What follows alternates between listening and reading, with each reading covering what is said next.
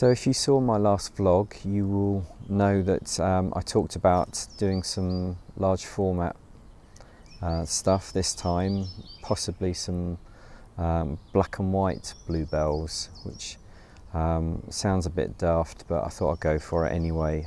I've had this camera for about 3 years now. I haven't used it for a couple of years, but I've been watching a few large format photographers on YouTube like Ben Horn, and so I decided to get it out.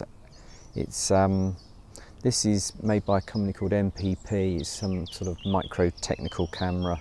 A lot of them were sort of given out to the RAF photographing for the military, but yeah, I got a feeling it's from about the 1950s. There's quite a few different versions. I think they go up from version 1 to 8. I think this is around about 6 or 7, this one, but yeah, it's a fairly simple thing, 5x4 camera. It's kind of like a box with a lens on the front and a screen on the back where you put your film in.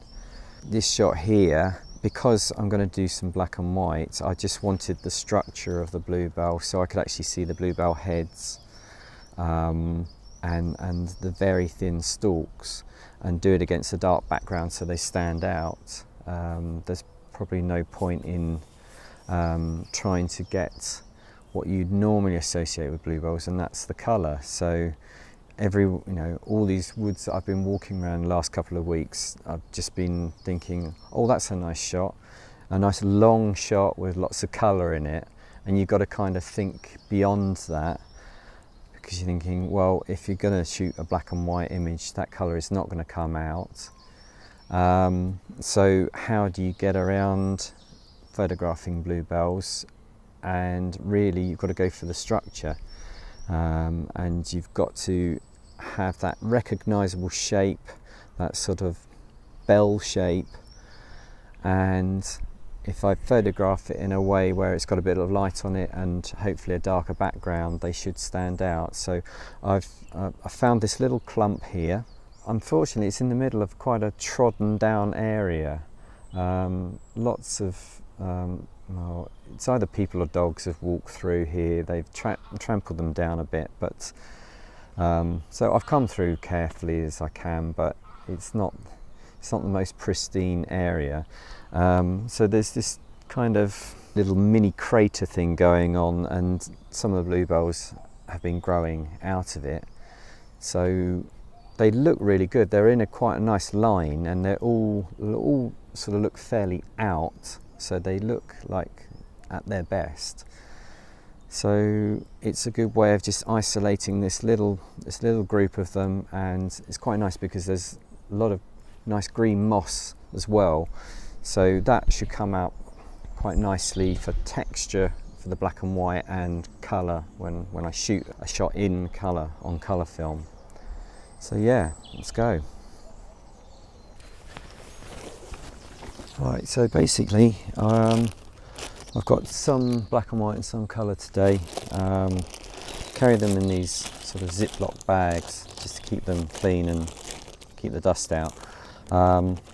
This is Fomopan 100, which is a black and white film, and I've got 2 film holders of each, and they've got a shot in each side. I keep it with the when they're unexposed and shot hasn't been taken, they've got a white strip or a silver strip and these notches on, which is facing outwards. And when I've taken the shot, use the turn the dark slide around, and then you have a dark side, a dark strip, so you can tell that it's been exposed. So I've already taken one on this side, so that one I can use. So that one goes in the camera. And here I've got Fuji Pro, which is 160 ASA. So I've got, yep, again another 2 film holders, so 4 shots, and then there is some Ilford FP4. A couple of sheets of that if I need a bit more black and white. So in total I've got 10 shots that I could take today, and I'm going to do one black and white and one colour on this one. So yeah, I'm pretty pretty limited to what I shoot, but everything's so slow, and it's a really nice way of working. It kind of seems to go really well with landscape photography and working in woodlands as well. So I just love the sort of slowed down nature of everything.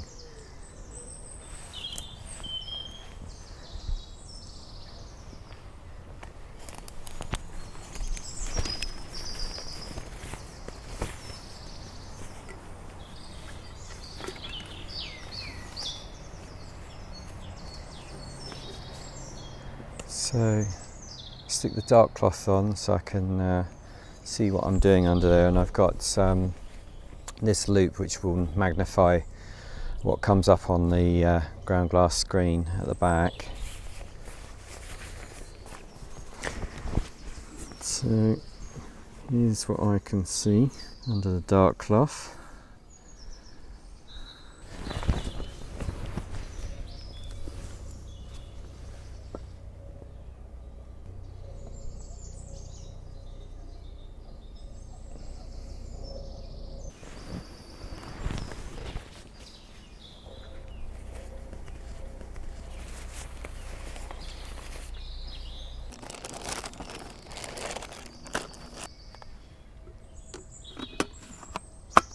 This wind's picking up a little bit. They're going mad now. I'm going to shoot at 1/8 of a second, so I could do with the wind just dying down a little bit. I'm not sure I'm going to be able to freeze it at 1/8 with the amount of movement that's going on at the moment, so I'm just going to wait a bit. Right, let's go for it.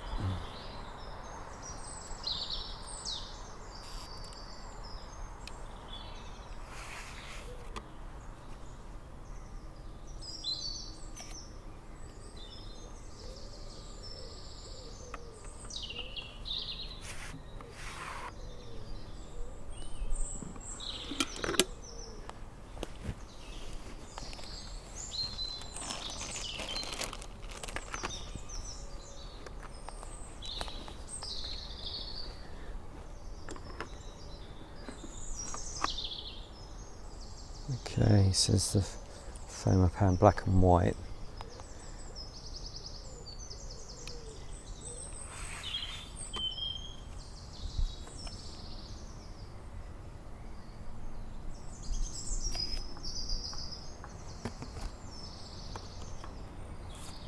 Okay, that's that done.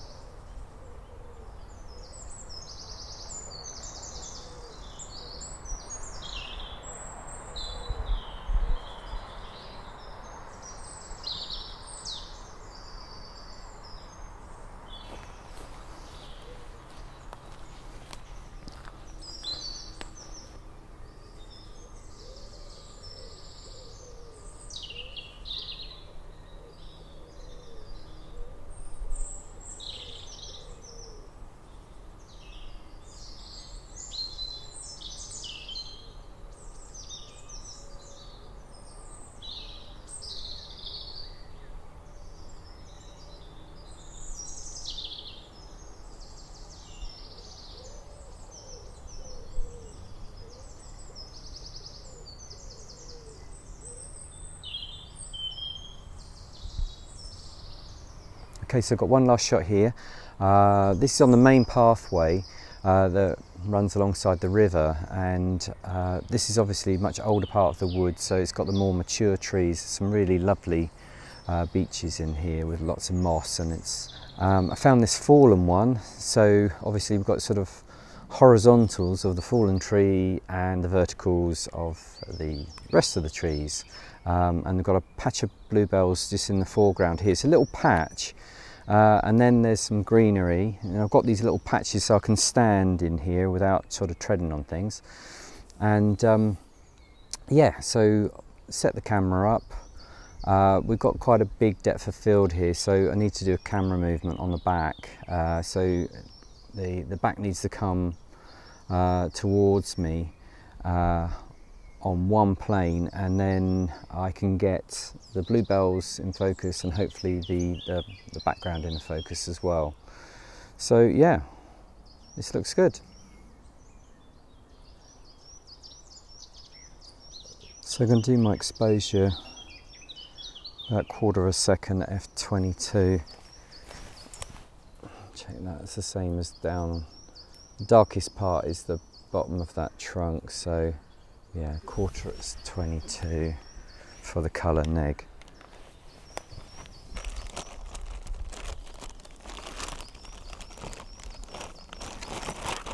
Okay, so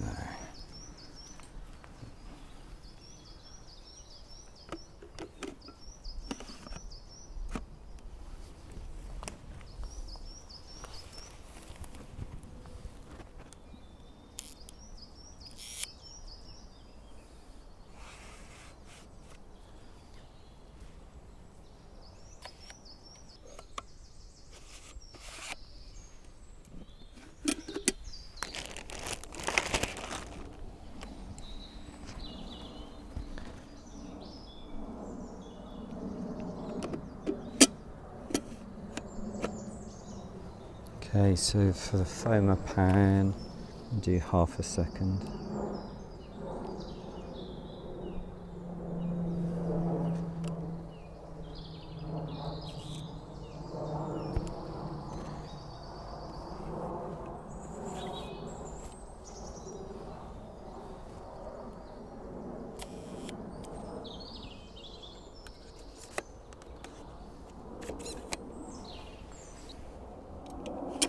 Okay, done.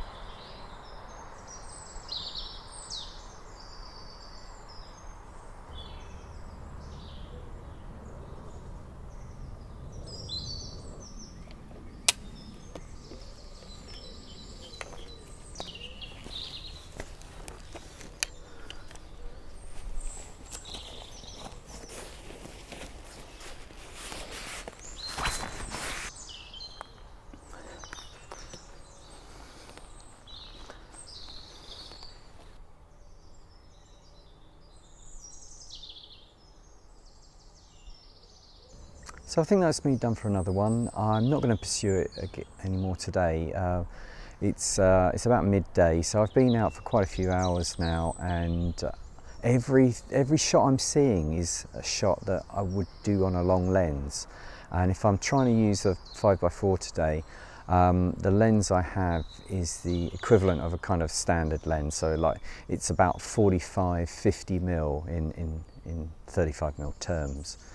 So it's not long enough, and all the shots I'm seeing are long shots, and I don't really like.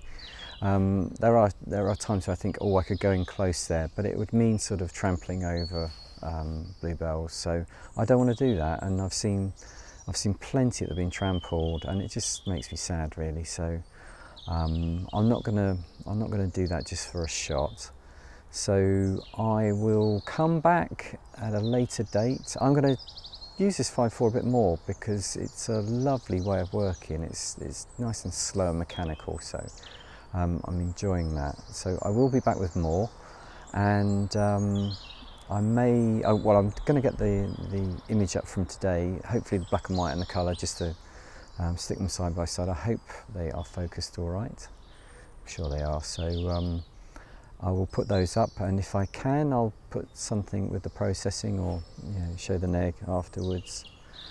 And because I'm going to do it myself. I think I've still got a little bit of colour chemicals actually. I know I've got some black and white developer and fix, so I'll do that. But I'll do that myself. I might put a video up, or I might add it onto this one.